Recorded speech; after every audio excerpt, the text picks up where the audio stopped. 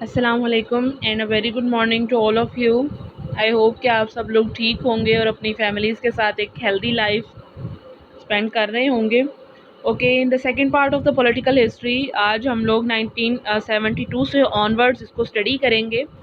تو اس فیز کو 72 سے آنورڈز اس کو انہوں نے آگے فردر ڈیوائڈ کیا گیا ہے 1972 سے 77 تک. یہ بیسیکلی ایک ڈیموکریٹک ایرا تھا ذوالفقار علی بھٹو کا. پھر 1977 سے 85 1977 میں جنرل ضیاء الحق نے پاکستان میں مارشل لاء انفورس کر دیا تھا. پھر 85 میں پریزیڈنشیل الیکشنز انہوں نے کروائے اور وہ پاکستان کے پریزیڈنٹ بن گئے. پھر 88 تک ان کا یہ مارشل لاء رہا. 88 سے لے کر 99 تک ہمارا ڈیموکریٹک رول ہے جسے ہم سول رول کہتے ہیں، ڈیموکریٹک پیریڈ کہتے ہیں، کہ جس میں 2 ٹینیور میں محترمہ بے نظیر بھٹو پاکستان کی پرائم منسٹر رہیں اور 2 ٹینیورز میں میاں محمد نواز شریف جو تھے وہ پاکستان کے پریزیڈنٹ رہے. پھر 1999 میں انڈیا پاکستان کی وار سٹارٹ ہو گئی کارگل پہ. پھر پاکستان میں مارشل لاء انفورس کر دیا گیا 1999 میں، جو کہ جنرل پرویز مشرف نے لگایا تھا. اور 2002 میں جنرل الیکشنز کروا کے ہی became the president of Pakistan, جو کہ ایسے پریزیڈنٹ جو کہ یونیفارم میں تھے اور بینگ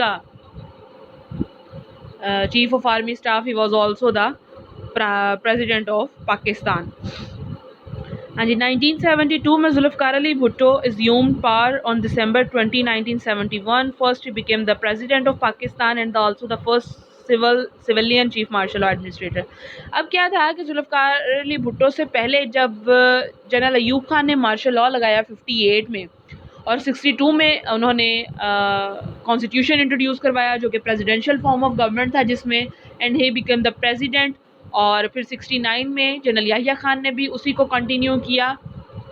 تو جب 1970 کے الیکشنز کے بعد 71 میں سارا سپریشن اور یہ معاملہ اس کے بعد جب ذوالفقار علی بھٹو نے پاور ازیوم کی دسمبر 20 یعنی just after the 4 days of the separation of east Pakistan, تو انہوں نے اس سسٹم کو ایز اٹ ہی اس کو ٹیک اوور کیا تھا.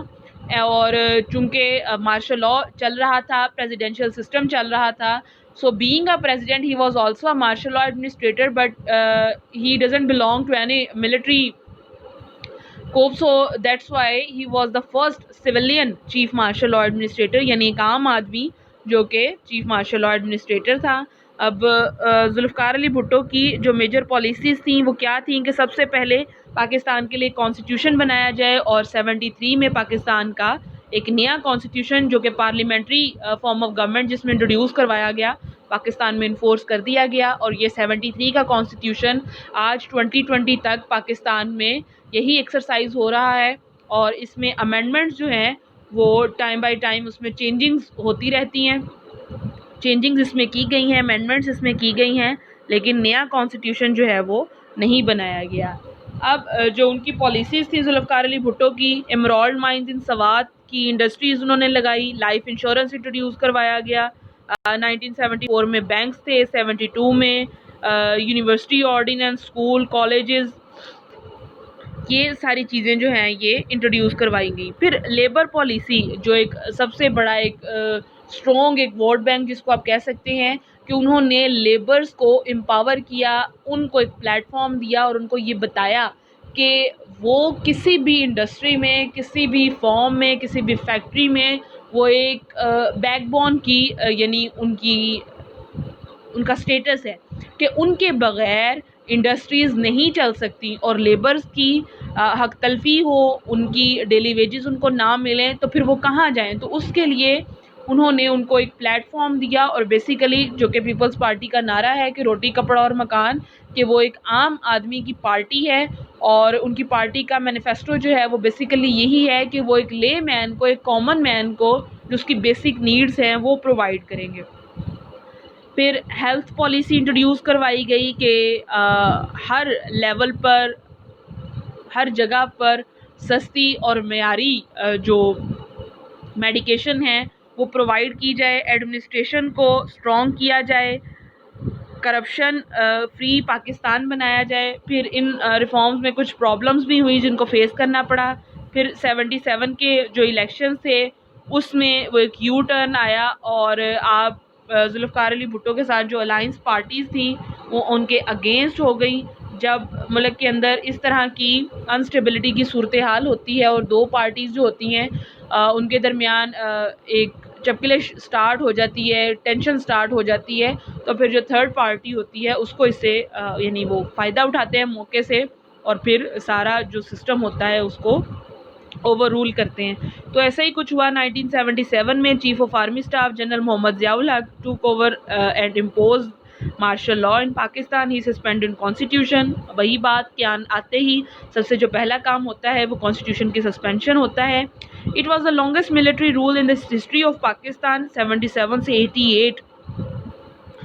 To justify his rule Zia ul-Haq represented his agenda about. اب اپنے اس ملٹری رول کو جسٹیفائی کرنے کے لیے جو ان کا ایجنڈا تھا, جو ان کی پالیسیز تھیں کہ افیکٹو ایڈمنسٹریشن ہوگی, اسلامائزیشن ہوگی اور جلد از جلد ہم ڈیموکریٹک رول جو ہے وہ یہاں پر اس کو انٹروڈیوس کروا دیں گے, یعنی واپس یہ ریٹرن ٹو ڈیموکریسی ہو جائے گا. اب ضیاء الحق نے پرومس کیا تھا کہ وہ فرسٹ 90 ڈیز میں جنرل الیکشنز کروائیں گے, لیکن یہ پیریڈ جو ہے وہ ایکسٹینڈ ہوتا گیا اور اسلامائزیشن جو انہوں نے انٹروڈیوس کروائی تھی اس میں اسلامک لاز جس میں شریعت بینچز اسٹیبلش کیے گئے 1979 میں, فیڈرل شریعہ کورٹ بنائی 81 میں. اس کا مقصد کیا تھا کہ وہ اسلامک لاز کے اکارڈنگلی فیصلے سنائیں گے اور جو بھی جزا اور سزا کا عمل ہوگا وہ اسلام کے مطابق ہوگا. انٹرسٹ فری بینکنگ اور زکوٰۃ جو ہے وہ کاٹی جائے گی سیونگ اکاؤنٹس میں سے اور وہ اکاؤنٹ جہاں انویسٹمنٹ کی جاتی ہے. عشر امپوز کیا گیا ایگریکلچر پروڈکشن پہ 1983 میں. پھر نیا اسلامک کیلنڈر اور پاکستان اسٹڈیز اور اسلامک اسٹڈیز جو ہے وہ گریجویشن تک اس کو کمپلسری کیا گیا. میس میڈیا میں اسلامائزیشن کو انٹروڈیوس کروایا گیا جو ہمارا پی ٹی وی ہے پاکستان ٹیلی ویژن, اسی طرح سے ڈفرینٹ اور جو نیوز چینلز تھے اس پہ یہ ایک ریسٹرکشن لگا دی گئی تھی کہ خواتین نیوز کاسٹرز جو ہیں وہ دوپٹہ اوڑھ کر ٹی وی اسکرین پر آئیں گی. کھلے سر جو ہے وہ کوئی بھی فیمیل, خواہ وہ نیوز اینکر ہے, نیوز کاسٹر ہے, اینالسٹ ہے یا کوئی گیسٹ ہے, کوئی بھی فیمیل جو ہے وہ ٹی وی چینل پر وداؤٹ ویئرنگ دوپٹہ وہ وہاں پر یعنی ٹی وی پر نہیں آ سکتی. پھر نماز بریک جو ہے آفیسز میں انٹروڈیوس کروائی گئی. اب بھی آپ دیکھیں کہ اس کو کنٹینیو کیا گیا ہے اسکولز میں, بینکس میں, آفیسز میں. ظہر کی نماز جو ہے عصر کی, اسی طرح سے لنچ بریک ہوتا ہے تو یہ انٹروڈیوس کروائی گئی. پھر محلہ صلاۃ کمیٹی بنائی گئی, پاکستان بیت المال بنایا گیا جو کہ یعنی جہاں پر ہر عام آدمی اپنا فنڈ وہاں پر وہ کنٹریبیوشن اپنی کر سکتا ہے اور پھر پاکستانی گورنمنٹ جو ہے وہ دیکھے گی کہ جہاں پر لوگوں کو ضرورت ہے وہ اس کو انویسٹ کرے گی اور لوگوں کی مدد کرے گی. اسی طرح سے وہ لوگ جو ضرورت مند ہیں, جو نیڈی پیپل ہیں, وہ اپنی ایک اپلیکیشن بیت المال میں دے سکتے ہیں اور بیت المال ویری شیور کہ وہ ان کو پازیٹیولی ان کی ہیلپ کرے گی, ان کو رسپونڈ کرے گی.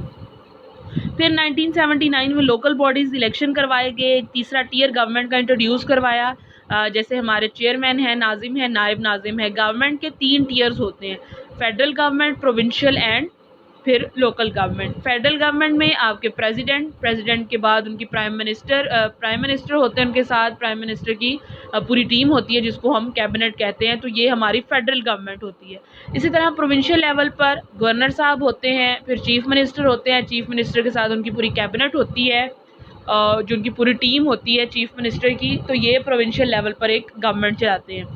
پھر تیسرا ٹیئر جو ہے وہ ہے لوکل گورنمنٹ. وہ کیا ہے کہ transformation of powers at the grass root level, یعنی آپ کے علاقے میں, آپ کے محلے میں ہی لوگ جو ہیں وہ سلیکٹ کیے جاتے ہیں, کوئی ناظم ہے, کونسلر ہے, چیئرمین ہے, اسی طرح سے کہ تاکہ لوگ اپنے مسائل جو ہیں ان کو گراس روٹ لیول تک خود ہی اس کو سولو کریں. پھر 1984 میں ریفرینڈم کروایا گیا, 1985 میں الیکشنز ہوئے and Zia ul Haq became the president of Pakistan. پھر 8th امینڈمنٹ انٹروڈیوس کروائی گئی جو کہ 58(2)B تھی کہ پریزیڈنٹ کے پاس یہ رائٹ ہے کہ وہ اسمبلیز کو ڈیزالو کر سکتا ہے پرائم منسٹر کو سسپینڈ کر کے. گھر بھیج سکتا ہے۔ پھر اس کے بعد 1985 میں جب جنرل ضیاء الحق پریزیڈنٹ بنے تو ان کے ساتھ پرائم منسٹر تھے محمد جنیجو۔ 1988 تک یہ ٹینیور رہا۔ پھر 1988 میں بے نظیر بھٹو آ گئیں۔ 1990 تک ان کا یہ ٹینیور تھا۔ نواز شریف 90 to 93، پھر بے نظیر بھٹو 93 to 96، پھر نواز شریف 97 to 99۔ تو بیسیکلی اس کو ہم یعنی ڈیموکریٹک رول کہتے ہیں، یہ سویلین رول کہتے ہیں۔ پھر اس کے بعد جنرل پرویز مشرف نے پاکستان میں مارشل لاء لگا دیا۔ پرائم منسٹر آفس کو یعنی وہ سسپینڈ کر دیا گیا۔ نواز شریف کی گورنمنٹ تھی، ان کو ایگزائل کر دیا گیا، یعنی جلا وطن ان کو کر دیا گیا کہ وہ پاکستان میں نہیں رہ سکتے تھے۔ اور پھر اب جو جنرل مشرف کی یعنی جو پالیسیز تھی کہ he took over as a chief executive of the country and suspended the constitution, martial law was not declared, no military courts were abolished, political and press freedoms remained intact. اب یہ کہا گیا کہ نہیں بھئی martial law نہیں لگایا گیا، میں صرف ایک چیف ایگزیکٹو کی حیثیت سے میں آیا ہوں اور بہت جلد میں ان معاملات کو سارٹ آؤٹ کر کے سیٹل ڈاؤن کر کے یہاں سے واپس چلا جاؤں گا۔ اب جو پولیٹیکل پریورٹیز تھی وہ کیا تھی کہ نیشنل کانفیڈنس اور مورال جو ہے اس کو ری بلڈ کیا جائے، فیڈریشن کو اسٹرینتھن کیا جائے، پروونشل ڈس ہارمنی جو ہے اس کو ختم کیا جائے اور نیشنل کوہیشن جو ہے اس کو ریسٹور کیا جائے۔ Revival of economy and restoration of the investors confidence, کہ باہر سے لوگ جو ہے وہ پاکستان میں انویسٹ کریں۔ مشرف دور میں بھی پاکستان کی اکانومی جو ہے وہ لائک اے ببل اکانومی تھی کہ وہ بہت زیادہ بوسٹ اپ اس نے کیا تھا۔ Improving law and order situation, اور یعنی اس طرح کے جو نئی پالیسیز تھیں وہ انٹروڈیوس کروائی گئیں۔ Accountability and return to the looted wealth of the state, کہ لوگوں کا احتساب کیا گیا اور جو لوٹی ہوئی دولت تھی پاکستان میں تاکہ واپس لائی جا سکے۔ اب ریٹرن ٹو ڈیموکریسی کس طرح سے ہوا کہ 2002 میں ریفرینڈم کروایا اور پاکستان کے پریزیڈنٹ بن گئے۔ Legal frame work order introduce کروایا کہ جب تک کانسٹیٹیوشن کو یعنی وہ کانسٹیٹیوشن سسپینڈ تھا اور جب تک وہ آپریشنل نہیں ہوا تب تک ایل ایف او کے نام سے یعنی ایک legal frame work order introduce کروایا اور اس کے اکارڈنگلی پاکستان میں اس کو چلایا گیا۔ پھر جنرل مشرف نے اپنی ایک پولیٹیکل پارٹی بنائی جس کا نام مسلم لیگ کیو تھا، اور جب پاکستان کے پریزیڈنٹ بنے تو یہی جو مسلم لیگ کاف تھی، کاف اور قائد اعظم، تو اس نے 3 صوبوں سے اپنی حکومت بنائی اور پھر یہ جو ٹینیور تھا وہ 2007 تک چلا۔ پھر 2008 میں آصف علی زرداری کی حکومت آئی اور انہوں نے امینڈمنٹ کر کے اس پارلیمنٹری فارم آف گورنمنٹ جو تھی کانسٹیٹیوشن میں، اس کو پریزیڈینشیل فارم آف گورنمنٹ کر دیا۔ پرائم منسٹر یوسف رضا گیلانی تھے and president Asif Ali Zardari has more power as compare to prime minister. پھر یوسف رضا گیلانی کے بعد next prime minister general Raja Pervaiz Ashraf تھے 2008 سے 2013 تک۔ That was the first democratic 5 year tenure in the history of Pakistan کے، جس نے اپنے 5 سال پورے کیے۔ 2013 میں دوبارہ الیکشنز ہوئے، جو ممنون حسین تھے he became the next president of Pakistan and Nawaz Sharif was the prime minister of Pakistan.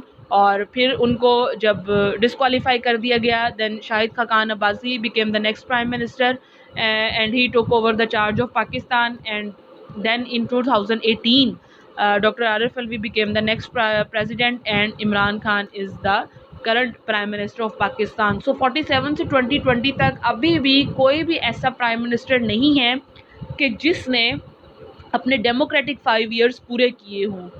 So that was all the political history of Pakistan. I hope کہ آپ کو سمجھ میں آیا ہوگا، اور یہ بہت ایک انٹرسٹنگ یہ ہسٹری ہے پاکستان کی کہ 47 سے 2020 تک کس طرح سے حکومتیں آئی ہیں، کس طرح سے گئی ہیں، اور کیسے مارشل لاء یہاں پر لگے ہیں، اور کیسے کیسے حالات جو ہے وہ اس پاکستان نے فیس کیے ہیں۔ بٹ الحمدللہ کہ ہم سروائیو کر رہے ہیں اور ہم ویری سون 12 اسٹیٹس میں ہمارا شمار ہوگا۔